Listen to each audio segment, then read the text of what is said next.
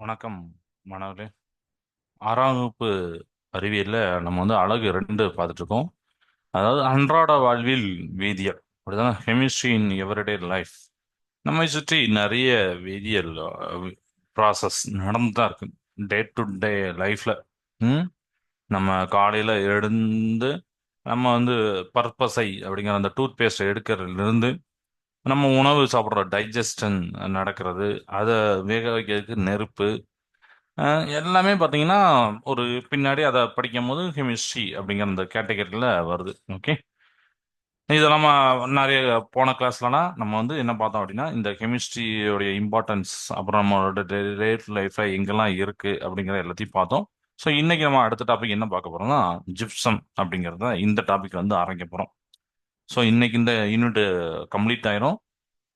Next கிளாஸ்ல இதோடைய one word, சரிங்களா, ஒன் வேர்டு யூனிட் டெஸ்ட் வச்சிடலாம். ஓகே. ஸோ ஜிப்சம் அப்படிங்கிறது என்னன்னா, இயற்கையில் கிடைக்கக்கூடிய மிக மிருதுவான வெள்ளை அல்லது சாம்பல் நிற கனிம பொருள். சரியா? இயற்கையில் கிடைக்கக்கூடிய, மிருதுவா இருக்கும், சாஃப்டா இருக்கும். நான் ஹிண்ட் மாதிரி எழுதுறேன், அதை அப்படியே நோட் பண்ணிக்கோங்க. இங்கிலீஷ்ல உள்ளவங்க நான் சொல்ல சொல்ல நோட் பண்ணிக்கோங்க. ஸோ மிருதுவான, ஸ்மூத்தா இருக்கக்கூடிய வெள்ளை அல்லது சாம்பல் நிறம் அப்படிங்கிற ஒரு கனிம பொருள். ஓகே.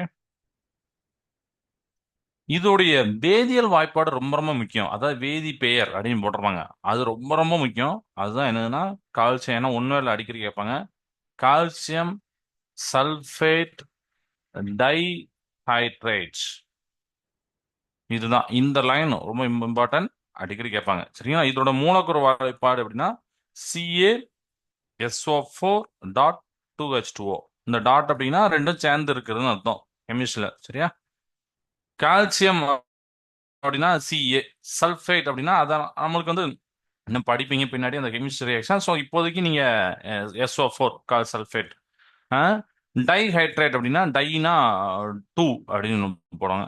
ஸோ டை இந்த போட்டுக்கோங்க, டைனா டூ, ஹைட்ரேட்னா அந்த H2 தான் அப்படி சொல்லுவாங்க. ஸோ இந்த ஃபார்முலாவை நீங்க ஞாபகம் வச்சுக்கோங்க. ஓகே. ஓகே சார், இது ஜிப்சம் எனக்கு புரிஞ்சு போச்சு. இது இயற்கையில் கிடைக்கக்கூடிய ரொம்ப மிருதுவான வெள்ளை அல்லது சாம்பல் நிறம் சொல்லிட்டீங்க. But what is the use? இதை வச்சு நான் என்ன பண்ண முடியும் அப்படின்னு கேட்குறீங்க, அப்படிதானே? ஒயிட்டா இருக்கக்கூடியது, கிரேவா இருக்கக்கூடியது, அவைலபிள் மெட்டீரியல். ஸோ இதை உரங்களா தயாரிப்பாங்க, ஃபெர்டிலைசர்ஸா யூஸ் பண்ணாங்க, சிமெண்ட் தயாரிக்கிற இடத்துல யூஸ் பண்ணாங்க, அண்ட் பிளாஸ்டர் ஆஃப் பாரிஸ் அந்த ப்ராசஸ்லயும் இதை யூஸ் பண்ணுவாங்க. ஓகேவா? அதாவது உரமாக தயாரிப்பாங்க, உரமாக பயன்படும் இது.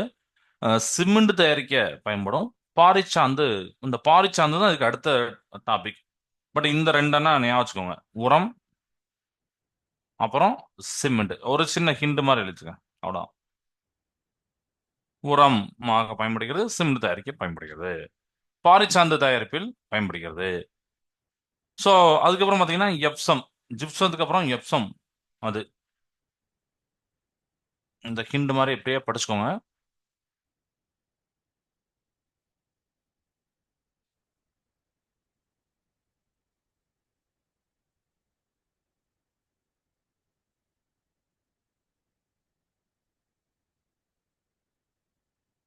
எப்சம்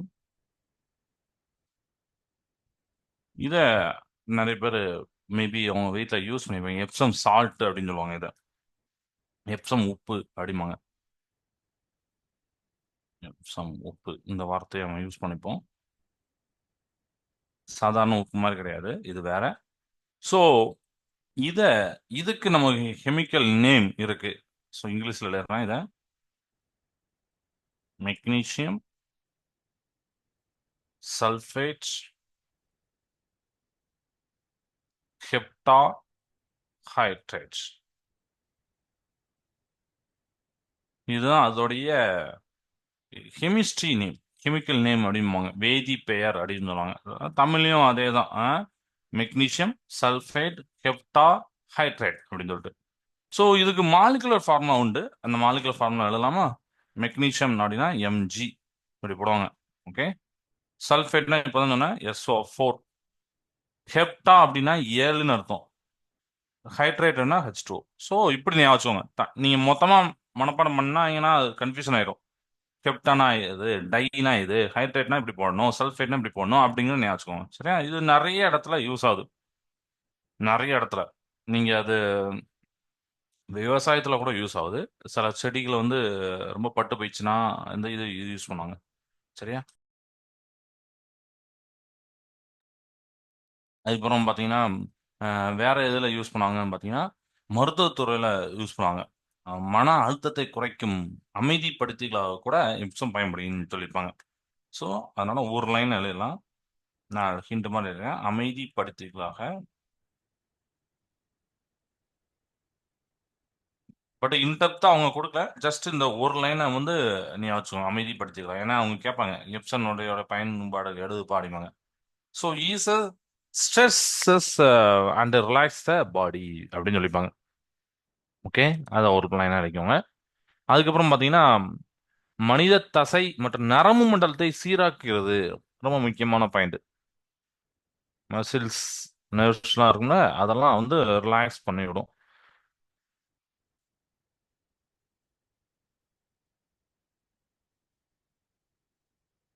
இதை சீராக்கிறது.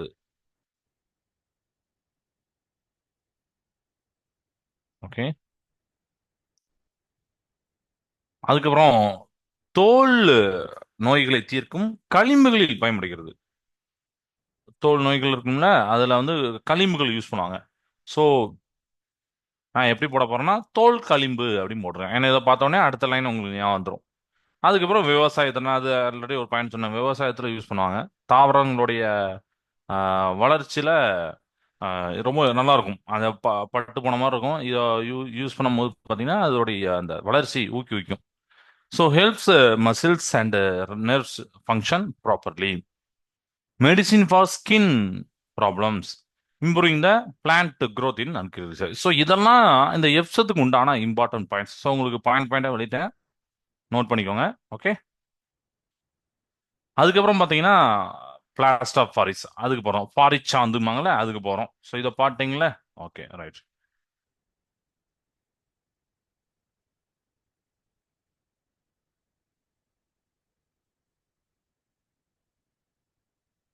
இந்த பிளாஸ்ட் ஆஃப் பாரிஸ்னு ஏன் சார் பாரிஸ் நேம் வந்துச்சுன்னு பார்த்தீங்கன்னா அது தயாரிக்கக்கூடிய இடம், அது பாரிச் சாந்து. சரியா? இது பிளாஸ்ட் ஆஃப் பாரிஸ் ரொம்ப ரொம்ப ஃபைனாக இருக்கக்கூடிய ஒயிட் பவுடர். அதாவது அதோடைய நேம் பார்த்தீங்கன்னா கால்சியம் சல்ஃபேட் ஹெமி ஹைட்ரேட். இதுதான் அதோடைய கெமிக்கல் நேம். தமிழ்லையும் அதே தான். சரியா? ஞாபகம் வச்சுக்கோங்க. ஸோ அதோடைய ஃபார்முலா எழுதலாமா? கால்சியம்னா நம்ம CA அப்படின்னு போடுவோம். சல்ஃபேட்னா SO4 போடும். ஹெமி அப்படின்னா 1/2 ஆஃப். ஹைட்ரேட்னா H2. இப்போ நீ இருக்கா கொஞ்சம் ஈஸியாக இருக்கா? சரியா? இது ஏன் இந்த பிளாஸ்ட் ஆஃப் பாரிஸ் இந்த நேம் வந்துச்சுன்னா இந்த இது தயாரிக்கிறதுக்கு நம்ம முன்னாடி ஒரு லைன் பார்த்தோம், ஜிப்சம் தயாரிப்பதில் அப்படின்னு ஒன்று பார்த்தோம் அடுத்தானே. So plaster of Paris so called because it's preparation from the abundant gypsum found near Paris. Paris பக்கம் கிடைச்சதுனால அது அப்படி நேம் சொல்றாங்க. இப்போ புரிஞ்சா நம்ம வந்து பாரிஸ் சாந்துன்னு ஏன் சொல்றோம் அப்படிங்கிறது. ஓகே, ஸோ பாரிஸ் சாந்து தயாரிக்க பயன்படும் ஜிப்சம் பிரான்ஸ் நாட்டுடைய தலைநகர் பாரிஸ் அப்படின்னு தெரியும். பிரான்ஸ் நாட்டில் இருக்கு கேபிட்டல்.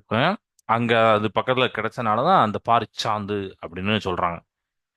நீங்க ஜிப்சத்தை வெப்பப்படுத்தும் போது பகுதியளவு நீர் சத்து வெளியேறி பாரிச்சாந்து தயாரிக்கப்படுகிறது. ஓகே, ஸோ அதுலேயே நமக்கு ஜிப்சம் தயாரிக்கும் போதே அதில் வெப்பப்படுத்தும் போது பகுதியளவு நீர் வெளியேறி என்ன ஆகுதுன்னா பாரிச்சாந்து கிடைச்சிருது. Okay, right. ஸோ இதுக்கு வந்து எக்ஸாம்பிள்ஸ் நம்ம எழுதலாம். கரும்பலகையில் எழுதும் பொருள் தயாரிக்க நம்ம சாக் பீஸு அப்புறம் குச்சி அப்படிலாம் சொல்லுவோம்ல. ஸோ கரும்பு பலகையில் எழுதும் பொருள், பிளாக் போர்டில் எழுதக்கூடிய பொருட்கள், அதை தயாரிக்க பயன்படுகிறது. அறுவை சிகிச்சையில் எலும்பு முறிவுகளை நான் அதனால இப்படி போட்டிருக்கேன், எலும்பு முறிவுகளை சரி செய்ய அப்படின்னு போட்டிருக்கேன். சரி செய்ய பயன்படுகிறது. அதுக்கப்புறம் சிலைகள் தயாரிப்பாங்கல்ல, சிலைகள் வறுத்தெடுப்பாங்க. ஸோ சிலைகள் வார்ப்பதற்கு பயன்படுகிறது. அப்புறம் கட்டுமான துறையில் பயன்படுகிறது. இதெல்லாம் இதுக்கு உண்டான பாயிண்ட்ஸ். கட்டுமான துறையில் அப்படின்னு போட்டிருக்கேன். சரியா? ஸோ இதெல்லாம் இப்போ நம்ம இங்கிலீஷில் பார்க்கலாம். எப்சம் பார்த்தோம், அப்புறம் ஜிப்சம் பார்த்தோம், அப்புறம் இப்போ பிளாஸ்டர் ஆஃப் பாரிஸு அதோடைய நேமை பார்த்தோம், கால்சியம் சல்ஃபேட்டு ஹெமி ஹைட்ரேட்னு சொல்லிட்டு. ஸோ அதோடைய ஃபார்முலா பார்த்தோம். இது ஏன் பாரிஸ் வந்து பிளாஸ்டர் ஆஃப் பாரிஸ் சொல்கிறாங்க அப்படிங்கிற ஒரு இதை சொன்னேன். ஸோ நீங்கள் ஜிப்சத்தை ஹீட்டிங் பண்ணும்போது சம் ஆஃப் வாட்டர் என்ன ஆகும், பார்ஷியலி டீஹைட்ரேட் ஆகிடும். டீஹைட்ரேட்னா வெளியேறும். அப்படி வெளியேறும் போது கிடைக்கக்கூடியதான் இந்த plaster of Paris. Black board chalk piece நம்ம நம்ம பார்த்துப்போம். சாக் பீஸ், குச்சி அப்படிலாம் சொல்லுவாங்கல்ல, அந்த தயாரிக்க யூஸ் ஆகுது. பிளாக் போர்டில் எழுதுறதுக்கு. சர்ஜரியில் யூஸ் ஆகுது. அதாவது இந்த ஃப்ராக்சர்டு போன், எலும்பு முறிவுன்னு போட்டிருக்கோம்னா ஃப்ராக்சர் போன், அதில் யூஸ் ஆகுது சரி செய்ய. அப்புறம் இந்த சிலைகள், டாய்ஸ் அதெல்லாம் பண்றதுக்கு யூஸ் ஆகுது. அப்புறம் கன்ஸ்ட்ரக்ஷன் இண்டஸ்ட்ரியில யூஸ் ஆகுது அப்படிங்கிற நிறைய பாயிண்ட் இதை சொல்லியிருப்பாங்க. Okay, right. இப்போ இதுவும் புரிஞ்சு வச்சு ஒரு இம்பார்ட்டன்டான டாபிக். இப்போ அடுத்த டாபிக் போகலாம். அடுத்த topic phenol.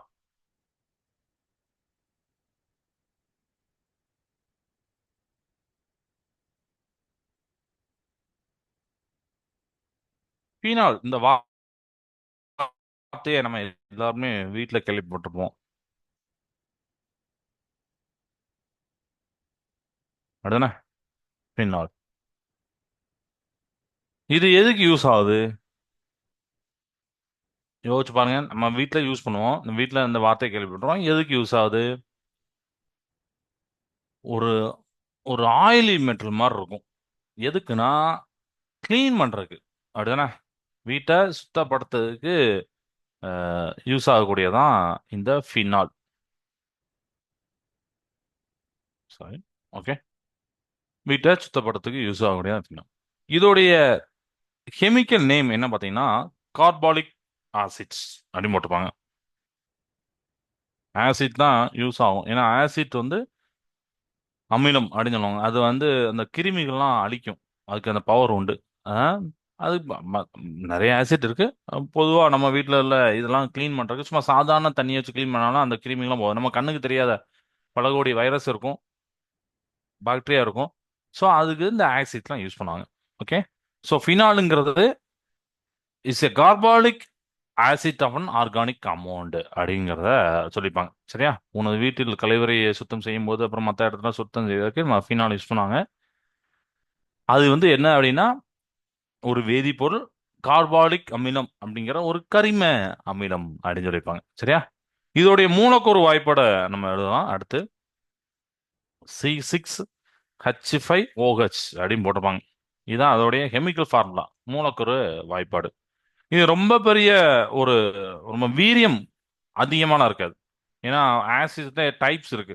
Week acid, strong acid இருக்கு. ரொம்ப ஸ்ட்ராங்காலாம் இருக்க முடியாது. ஸ்ட்ராங்கா இருந்தா நம்மளுக்கே அது ரொம்ப இதாயிரும். ஸோ வீக்கான ஆசிட் தான். சரியா? எளிதில் என்ன ஆகும்னா ஆவி ஆயிரும். ஓகே. இது ரொம்ப ஈஸியா ஆவி ஆகும். அப்புறம் எளிதில் ஆவின்னு போட்டிருக்கேன். எளிதில் ஆவியாகும். வெண்மை நிற படிக திண்மமாகும் அப்படின்னு சொல்லியிருப்பாங்க. Okay, right. பீனாலுடைய கரைசல் நிறமற்றதாக இருப்பினும் மாசு காரணமாக இளஞ்சிவப்பு நிற கரைசலாக மாற்றம் அடைகிறது அப்படின்னு எல்லாம் சொல்லியிருப்பாங்க. ஓகே, இதெல்லாம் பட் இதை வந்து நம்ம டேரக்டா கையால ஹேண்டில் பண்ணக்கூடாது. அப்படி நம்ம தோல்ல பட்டுனா எரிச்சல் வரும். ஓகே. ஸோ அதை வந்து நம்ம ஹேண்டில் பண்றதும் இப்போ அதை நான் சொல்லிட்டேன் ஆசிட் அப்படின்னு சொல்லிட்டேன். Okay, right.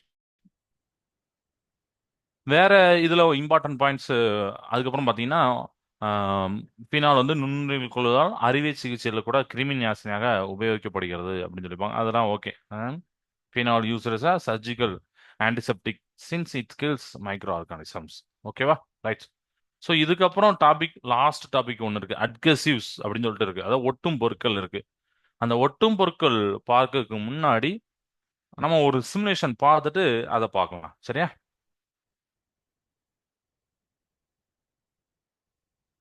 நம்ம அடுத்து என்ன பார்க்க போறோம்னா ஒட்டும் பொருட்கள். இதை நான் சொல்றேன். அந்த ஒரு சிமுலேஷன் பார்த்துட்டு நம்ம இதை பார்க்கலாம்னா ரொம்ப இதுல வந்து சிமுலேஷன் நம்ம அன்றாட லைஃப்ல ரொம்ப பெருசு கொடுக்கல. ஜஸ்ட் ஈஸி தான், எல்லாமே சிம்பிள் தான். பட் ஒரு சிமுலேஷன் என்ன அப்படின்னா, லைக் சின்ன ஒரு கேம் தான் இருக்கும். நான் காமிக்கிறேன். இந்த பயிர்களுக்கு நம்ம யூஸ் பண்ணோம்னா என்பிகே, முதன்மை ஊட்டச்சத்துக்கள்னு சொல்லிட்டு அதை தான் நம்ம பார்க்க போறோம்.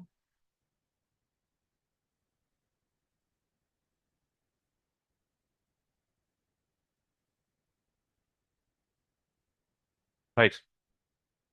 ஸோ நியூட்ரிஷன்ஸ் ஃபார் லைஃப் நம்ம தாவரங்களுக்கு கொடுக்குறோம். அதுக்கு முன்னாடி அவங்க ஒரு 4 பாயிண்ட் சொல்லியிருப்பாங்க. அதான் 4 Rs. சரியா? 4 R. Right source, right time, right place, right rate. இது என்ன சார்? இது நம்ம புக்ல கிடையாது. பட் நல்ல பாயிண்ட் இது. அதை வந்து பார்த்துட்டு போலாம்னு சொல்லிட்டு தான் இருந்தேன். இந்த farmer follows the 4 Rs when applying nutritions அப்படின்னு சொல்லியிருப்பாங்க. அதாவது ரைட் சோர்ஸ், கரெக்டான நியூட்ரிஷன்ஸை நம்ம சூஸ் பண்ணணும். என்ன மாதிரி கிராப், ஏதாவது என்ன மாதிரி பயிர் வகைகள் அப்படிங்கிற பார்த்துட்டு சூஸ் பண்ணணும். உதாரணத்துக்கு கரும்புக்கு ஒரு விதமான சத்து தேவைப்படலாம், நெல்லுக்கு ஒரு விதமான சத்து தேவைப்படலாம், சோளத்துக்கு ஒரு விதமான சத்து தேவைப்படலாம், பருத்திக்கு ஒரு விதமான சத்து தேவைப்படலாம். எல்லாருக்கும் எல்லாத்தையும் கொடுக்கவும் முடியாது, அப்படிதானே? ஸோ ரைட் சோர்ஸை நம்ம யோசிச்சுக்கணும். Right time. நீங்க நியூட்ரிஷன்ஸை அப்ளை பண்றீங்க அப்படின்னா எப்போ தேவை, அது விவசாய பெருமக்களுக்கு கண்டிப்பா தெரியும். அவங்களுக்கு தெரியும் எந்த டைம்ல தண்ணி ஊற்றணும், எந்த டைம்ல காய போடணும், எல்லாமே பக்காவா தெரியும். நம்ம படிக்கிறதுல இருந்து சொல்றோம். நமக்கு 4 R அப்படிங்கிறது அது வளரும் போது எந்தெந்த டைம்ல எதை எதை அப்ளை பண்ணும். எல்லா டைம்லயும் ஒரே மாதிரி அப்ளை பண்ணிடக்கூடாது. தண்ணியே ஃபுல்லா அடைச்சிடவே கூடாது. தண்ணி தான் தேவைப்படுன்னு சொல்லிட்டு தண்ணி மட்டுமே அடிச்சுட்டா பயிர்கள் நாசம் அடைஞ்சிடும். மழை பெஞ்சு நீங்க பார்ப்பீங்க, நிறைய நியூஸ் வரும் பயிர்கள் நாசம் அடைஞ்சதுன்னு சொல்லிட்டு. ஏன் அப்படின்னா அதுதான் அதுக்குன்னு ஒரு குறிப்பிட்ட டைம், குறிப்பிட்ட தண்ணி அளவு தான் கொடுக்கணும். ரொம்ப அதிகமா போயிட்டுனா அவ்வளவுதான். சரியா? இது ஒன்று. Right place.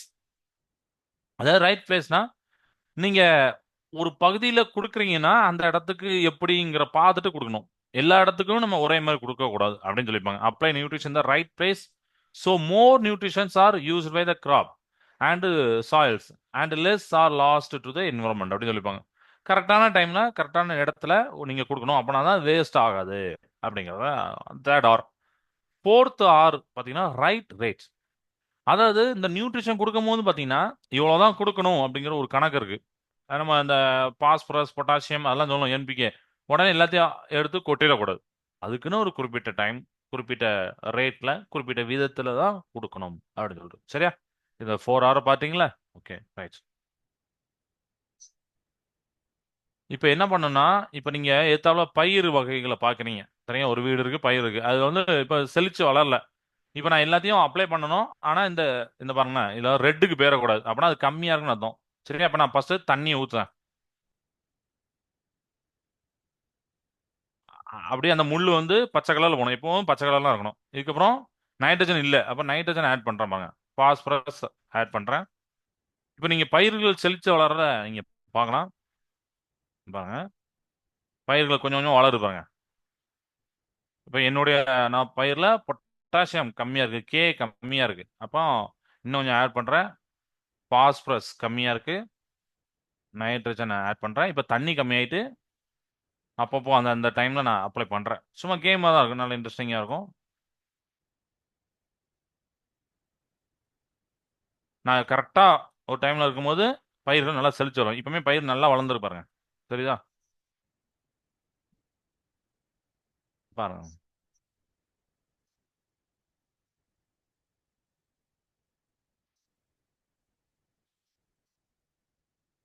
இது ஒண்ணும் இல்ல. ஈல்டு, எக்கனாமிக், என்விரான்மெண்ட்னு போட்டிருப்பாங்க. அதான் நம்ம யூஸ் பண்றோம்ல, அது வந்து எந்த அளவு விளைச்சல் இருக்கு, அது எந்த அளவுக்கு எக்கனாமிக்கா இருக்கு. ஏன்னா நம்ம எல்லாத்தையும் எடுத்து நம்ம யூஸ் பண்ணக்கூடாது.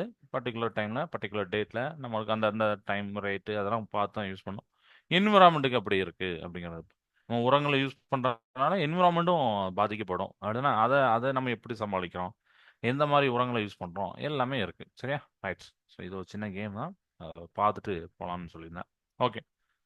ஸோ இப்போ நம்ம பார்க்க போகிறது அட்கசிவ்ஸ், ஒட்டும் பொருட்கள். இதை பற்றி சொல்லணும்னா, இப்போ நம்மளுக்கு ஏதோ ஒரு பேப்பர் கிழிஞ்சிச்சு, இல்லைன்னா நம்ம புக்கோட அட்டை கிழிஞ்சிட்டா என்ன பண்ணுவோம்? ஏதோ ஒரு எடுத்து ஒட்டும் பார்த்தீங்களா? நிறைய பசையில நிறைய டைப் இருக்கு. செலோடாப் இருக்கு, அப்புறம் கோந்து பசம்பாங்க, கோதுமை மாவுல செஞ்ச கூட பசை, அதை வச்சு பண்ணுவாங்க. அப்புறம் இப்போ நிறைய கொண்டு வந்திருக்காங்க, பெஃபிகால், பெஃபிக்விக்கு. அப்புறம் பிளாஸ்டிக் மட்டுமே ஒட்டக்கூடிய கம் இருக்கு. மரக்கட்டைய ஒட்டக்கூடிய கம் இருக்கு. இதெல்லாம் இருக்கு, நீங்க பார்த்துருப்பீங்க. ஸோ இதுதான் ஒட்டும் பொருட்கள். அப்ப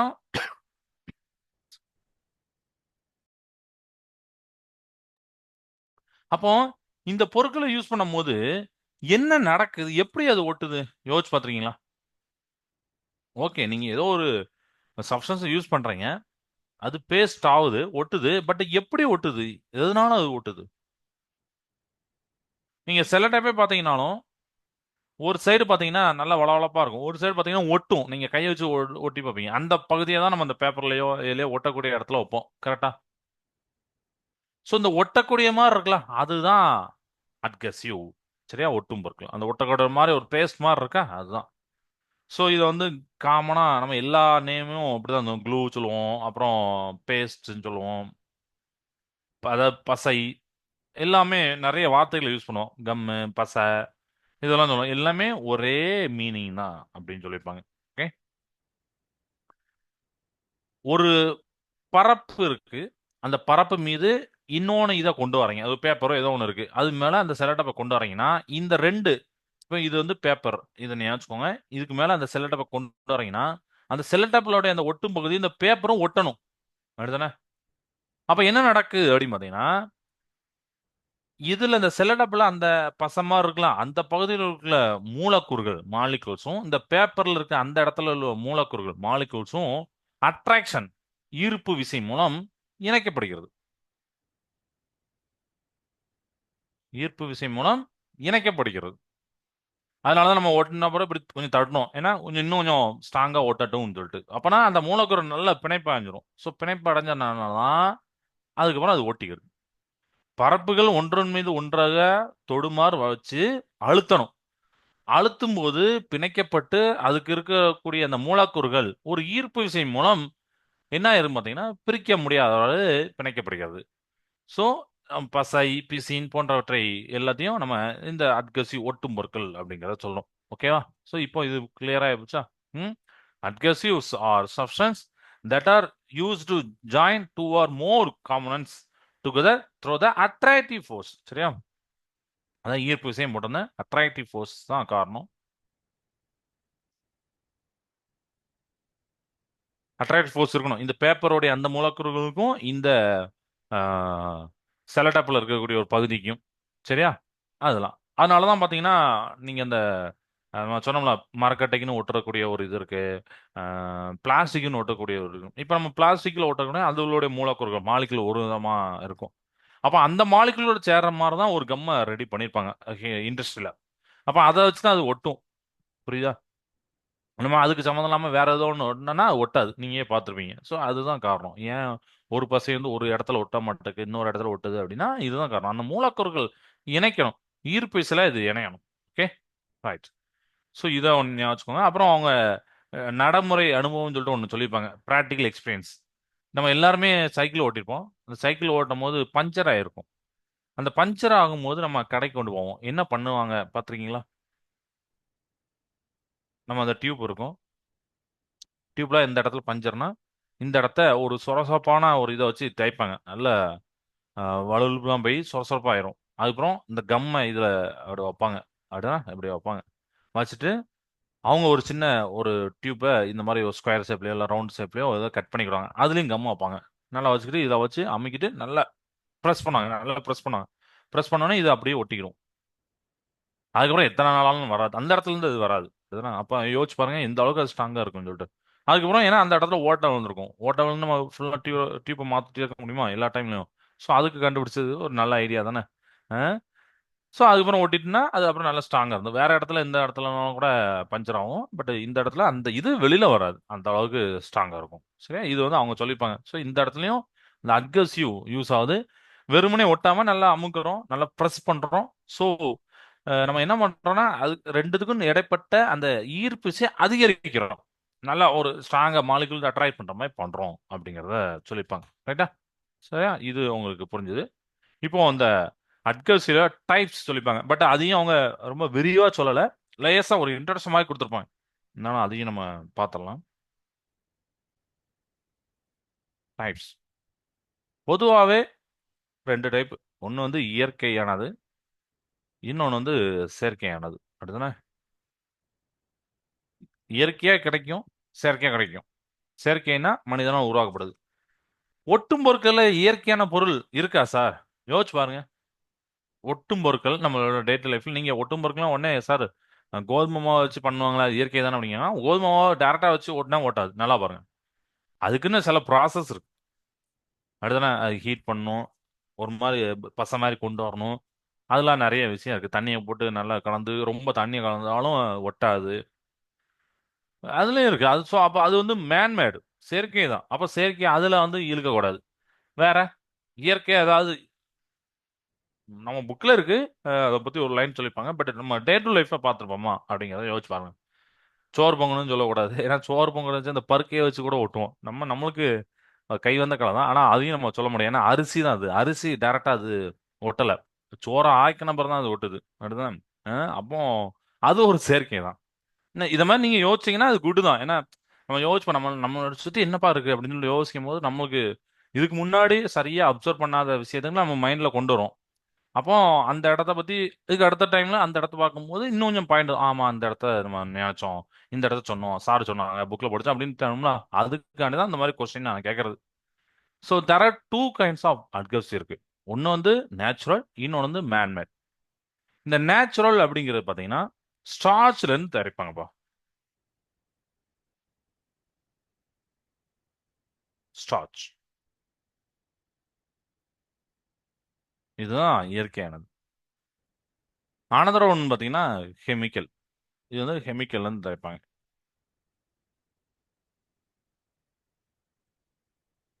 பஞ்சர் ஷாப்ல நம்ம இப்போ அந்த பஞ்சர் ஓட்டுற கடையில யூஸ் பண்ணக்கூடியது பாத்தீங்கன்னா ஆர்டிபிஷியல் அட்கசிவ்ஸ். ஓகே, கிளியர் ஆயிட்டா? ஸோ ஸ்டார்ச்சை வந்து எப்படின்னா இயற்கையாகவே அதில் வந்து ஒட்டக்கூடிய தன்மை இருக்கு.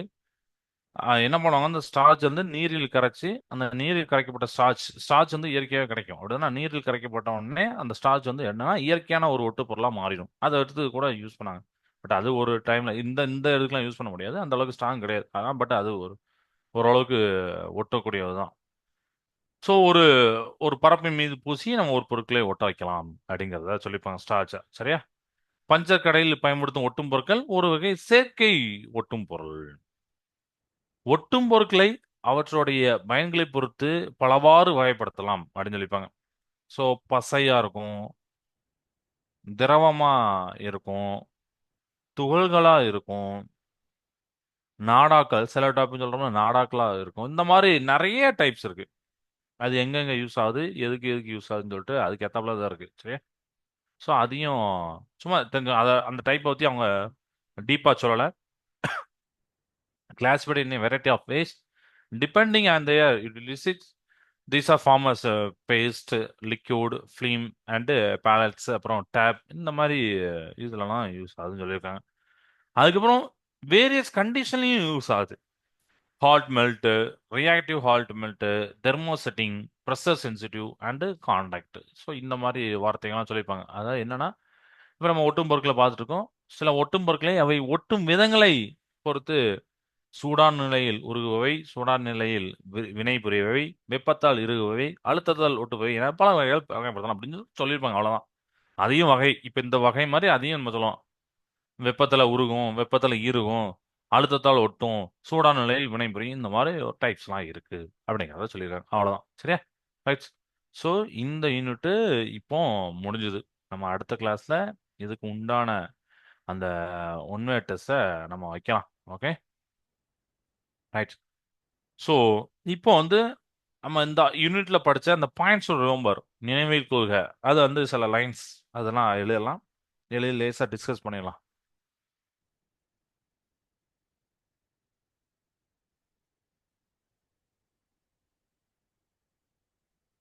இப்போ நம்ம ஃபர்ஸ்ட் சோப்பு அப்படிங்கிறத படிச்சோம்.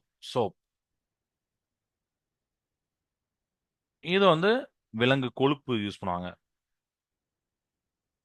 விலங்கு கொழுப்பு யூஸ் பண்ணுவாங்க. விலங்கு கொழுப்பு கூட அடர் சோடியம் ஹைட்ராக்சைடு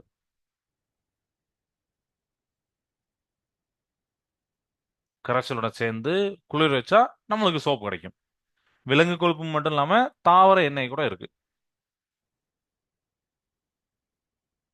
நம்ம ஒரு ஒரு மாலுக்கு போனீங்க, இல்லைன்னா ஒரு பெரிய சூப்பர் மார்க்கெட் போனீங்கன்னா ஏகப்பட்ட சோப்பு பார்க்கலாம். ஏன் எத்தனை சோப்பா இருக்கணும்? ஏன்னா ஒவ்வொன்றும் ஒவ்வொரு ஃபங்க்ஷன். அவங்க சொல்றபடி பார்த்தீங்கன்னா இதுல சில கெமிக்கல்ஸும் கிளிசரின் நிறைய சொல்லியிருப்பாங்க. ஹனி சேர்ந்துருக்கு, எலுமிச்சை பழம் சேர்ந்துருக்கு, அப்படி இப்படிம்பாங்க. அது எந்த அளவுக்கு உண்மை எந்த அளவுக்கு பொய்ன்னு தெரியல. பட் அவங்க சொல்லியிருப்பாங்க இந்த மாதிரி சோப்பு ஒரு ஒரு இது ஒவ்வொரு கலர்ல இருக்கு. இப்போ எல்லா கலர்லயும் இருக்கு. மஞ்சள் கலர்ல இருந்து சோப்பு கலர், கருப்பு கலர் எல்லாத்துலயுமே சோப்பு இருக்கு. ஓகேவா? So soaps are prepared by heating the mixture of olive oil, animal fat and concentrated sodium hydroxide solution. சரியா? கான்சன்ட்ரேட்டான ரொம்ப கான்சன்ட்ரேட்னா ரொம்ப அடர்ந்த இதா இருக்கும். ரொம்ப வீக்கானதுல ரொம்ப டார்க்கா இருக்கக்கூடியதான். சரியா? இது வந்து சோப்பு தயாரிக்கையில் நம்ம ஒரு பாயிண்டா படிக்கணும். உரங்கள் தாவரங்களுடைய வளர்ச்சிக்கு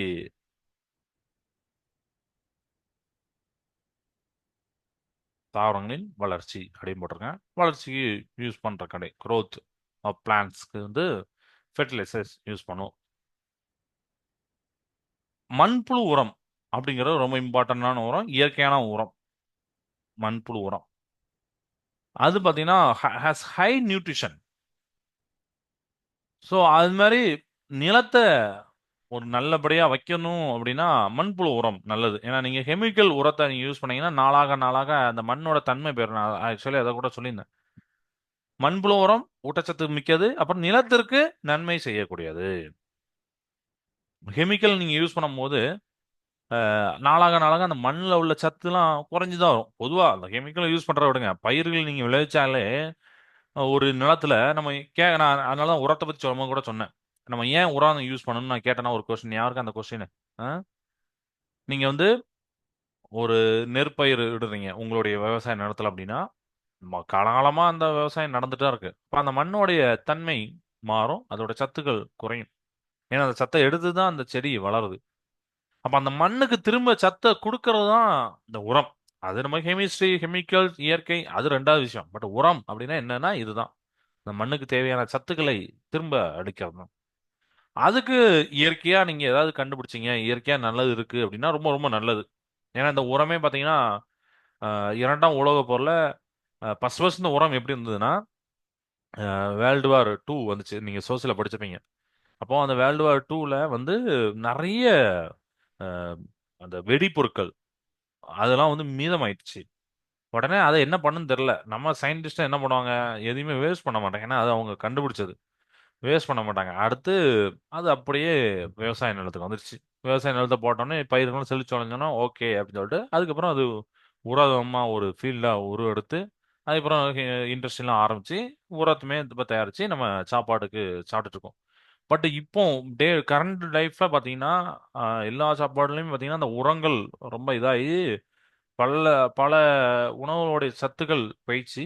அந்த ஏன்னா அந்த நிலத்துல இருந்து அந்த இது வருது. நம்ம ஆகாயத்துல இருந்து ஏதோ தக்காளியோ ஏதோ ஒன்று வர கிடையாது. அப்படிதானே? கத்திரிக்காய் ஏதோ ஒன்று வர கிடையாது. எல்லாமே நிலத்துல இருந்து தான் வரும். அப்ப நிலம் ரொம்ப பேருக்கு உரங்கள் அடிக்கிறாங்க. அந்த உரங்களால திருப்பியும் ரொம்ப போகுது. அந்த காய்கறி தான் சாப்பிடுறோம். இப்ப நிறைய பேர் அந்த கம்ப்ளைண்ட் தான் போயிட்டு இருக்கு. என்னன்னா என்னதான் சாப்பிட்டாலும் உடல்ல சத்து சேர மாட்டேங்குது. ஏன்னா காய்கறிலே சத்து இல்லை. அந்த உணவுலே சத்து இல்லை. இது போக போக இன்னொரு இன்னொரு சைடு பார்த்தீங்கன்னா ஃபாஸ்ட் ஃபுட் ஐட்டம்ஸ். அது ஒரு ஒரு டைம்ல ரொம்ப இதா போயிட்டு இருக்கு. நம்ம உடம்புக்கு தேவையா இருந்தாலும் பார்க்கவே மாட்டோம். அந்த டைம்ல ஒரு 10 நிமிஷம் நல்லா நாக்கு ருசியா இருக்கா அப்படின்னு சொல்லிட்டு பார்த்துருவோம். கடைசி அது இப்போ சாப்பிட்டா நல்லா இருக்கும். பின்னாடி உடல் அதோடைய வேலையை காமிட்டோம். ஸோ இதெல்லாம் வந்து இந்த பாயிண்ட்ஸை நம்ம யோசிச்சு வச்சுக்கோங்க. இந்த பாயிண்ட்லாம் படிக்கும்போது அதையும் சேர்த்து யோசிச்சு வச்சுக்கோங்க. அதுக்கப்புறம் இப்பெல்லாம் நம்ம லாஸ்டா பார்த்தது பார்த்தீங்கன்னா பிளாஸ்டர் ஆஃப் பாரிஸ் பார்த்தோம், பாரிஸ் சாந்து அப்படிங்கிற பார்த்தோம், ஜிப்சம் பார்த்தோம். இதெல்லாம் எதுக்கு யூஸ் ஆகுது, எப்சம் எதுக்கு யூஸ் ஆகுது அப்படிங்கிறத நான் சொன்னேன். பிளாஸ்டர் ஆஃப் பாரிஸ் வந்து போன் ஃப்ராக்சர்ஸ், எலும்பு முறிவுகள் அந்த இடத்துல யூஸ் ஆகுது அப்படின்னு சொன்னேன். ஃபினால் வீட்டுக்கு யூஸ் பண்ணுவாங்க, சுத்தம் படுத்த. ஸோ இது வந்து ஒரு ஆசிட், வலிமை குறைந்த ஒரு ஆசிட் அப்படிங்கிறத ஒரு பாயிண்ட சொன்னேன். சுண்ணாம்புக்கல், களிமண் மற்றும் ஜிப்சம் ஆகியவற்றை கலந்து சிமெண்ட் தயாரிப்பாங்க. சரியா? சுண்ணாம்புக்கல், களிமண், அப்புறம் ஜிப்சம் இதெல்லாம் கலந்து சிமெண்ட் தயாரிப்பாங்க. அதையும் நம்ம முன்னாடி பார்த்தது, அதை ரீகால் பண்றேன், ரீகால் சொல்றேன். ஸோ இதெல்லாம் இந்த யூனிட்ல உள்ள சில இம்பார்ட்டண்ட்டான பாயிண்ட்ஸ். அப்புறம் இந்த சிமுலேஷன்லையும் பார்க்கும்போது ஒரு இது புரிஞ்சுது. தண்ணி மட்டுமே ஊத்திட்டு இருந்தா செடிகள் ஒம்பாயிரும். நம்ம அப்படிதான் லாஸ்டா பார்த்த சிமுலேஷன்ல என்ன பார்த்தோம், தண்ணி மட்டுமே ஊத்தணும் நான் இல்லையே, நான் என்பிகே அப்படின்னு முதன்மை ஊட்டச்சத்துக்கள் சேர்த்தேன் பாத்தீங்கல்ல, பிரைமரி நியூட்ரிஷன்ஸை. அது மாதிரி நைட்ரஜன் மட்டுமே சேர்த்துட்டு இருந்தா அப்பவும் பயிர் வளராது, பயிர் ரொம்ப உடனே நான் பாஸ்பரஸ் சேர்க்கிறேன், பொட்டாசியத்தை சேர்க்கிறேன், கே சேர்க்கிறேன், பிஏ சேர்க்கிறேன், அப்புறம் என்ன சேர்க்கிறேன், திருப்பி வாட்டர் ஊத்துறேன், இப்படி மாத்தி மாத்தி மாத்தி அப்படியே பண்ணிட்டே இருக்கேன். ஸோ இப்படிதான் நம்ம வந்து எல்லா சத்துக்களையும் கரெக்டான டைம்ல அந்த தாவரத்துக்கு கொடுக்கணும் அப்படின்னு சொல்லியிருக்காங்க, இந்த சிமுலேஷன் படி சொல்லியிருக்காங்க. சரியா? ரைட். ஸோ இந்த கிளாஸ் இது வரைக்கும் போதும். எதுவும் டவுட் இருந்தா கேளுங்க, இல்லைனாலும் அடுத்த கிளாஸ்ல வந்து கேளுங்க. மீதி உள்ளதை அடுத்த யூனிட்டை அடுத்த கிளாஸ்ல பார்க்கலாம். அடுத்த கிளாஸ்ல இந்த யூனிட்டோடைய 1 மார்க் டெஸ்ட். சரியா? ஓகேப்பா, கிளாஸ் நிறைவு செய்த. வாழ்க பாரதம், வெல்க தமிழகம். நன்றி, வணக்கம்.